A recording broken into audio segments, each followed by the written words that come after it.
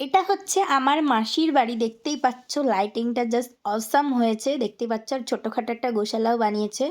তো হ্যালো বন্ধুরা, কেমন আছো সবাই? আশা করি সবাই খুব ভালো আছো। মিনি ব্লগে অনেক অনেক ওয়েলকাম তোমাদেরকে। তো সেটা ছিল সন্ধেবেলা ২৮ তারিখ, আর আজকে হচ্ছে ২৯ তারিখ। সকালবেলা ঘুম থেকে উঠলাম। তো আমার বান্ধবী চলে যাচ্ছে আজকে। তো অনেক দিন ধরে পেন্ডিং পড়েছিল ভিডিওটা, তাই তোমাদের সাথে শেয়ার করে দিচ্ছি। তো আমার বান্ধবীকে একটু খেতে টেতে দিলাম ওই পিঠে টিঠে। তো তারপর ও চলে যাচ্ছে, থাকতো ১ তারিখ পর্যন্তই, কিন্তু ওর মায়ের যেহেতু শরীর খারাপ হয়ে গেছে, তো সেজন্য ওকে চলে যেতে হচ্ছে। ওর মা ওখানে একা রয়েছে, তো চলে যেতে হচ্ছে। তো এখানে আমার কাকা এখন টোটো করে নিয়ে যাবে, ওকে স্টেশনে ছাড়তে নিয়ে যাচ্ছে। আমার মনটা ভীষণই খারাপ, আমার ওকে ছাড়া একদমই ভালো লাগে না বলতে গেলে। তো আমাদের দুজনের ফ্রেন্ডশিপ প্রায় ৪ বছর হয়ে গেছে। তো ওই যে চলে যাচ্ছে, আমার মনটা ভীষণই খারাপ, ভীষণ কান্না পাচ্ছিল।